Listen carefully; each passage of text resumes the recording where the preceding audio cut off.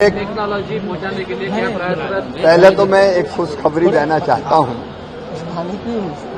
प्राकृतिक आपदा में कई बार किसान की फसलें तबाह और बर्बाद हो जाती है, और किसान की फसल बर्बाद होती है तो केवल फसल बर्बाद नहीं होती, उसकी जिंदगी बर्बाद होती है। प्राकृतिक आपदा में होने वाले नुकसान से,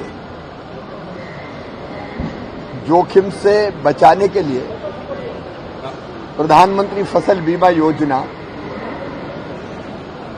प्रधानमंत्री जी ने बनाई हुई है, लेकिन उसमें दो जोखिम और कवर हो, ये मांग लगातार किसानों की थी। एक, जल भराव के कारण, अतिवृष्टि के कारण कई बार पानी भर जाता और उससे फसल खराब हो जाती है, वो जोखिम कवर नहीं था। और दूसरा, जंगली जानवरों से होने वाला नुकसान, वो भी कवर नहीं था।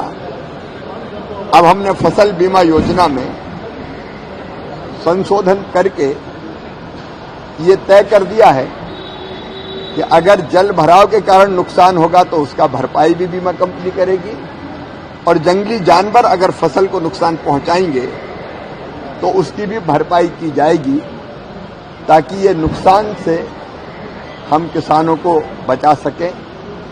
आज एग्रोविजन के कार्यक्रम में आया हूं।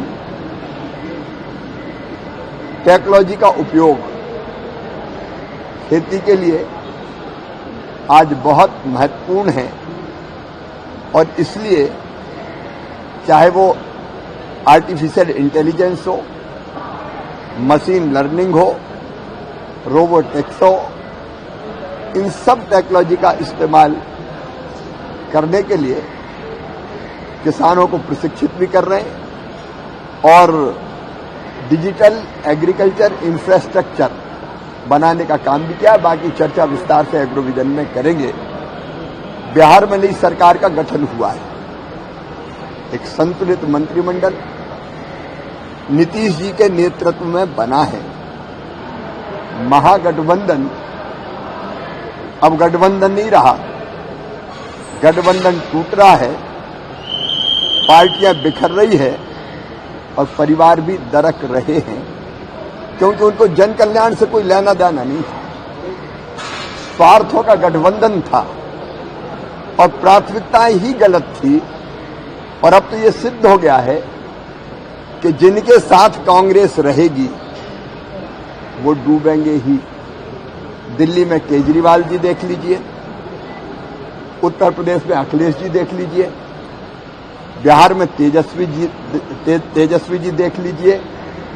जहां कांग्रेस बैठेगी गठबंधन में, वहां पराजय तय है। हम तो डूबे हैं सनम, तुम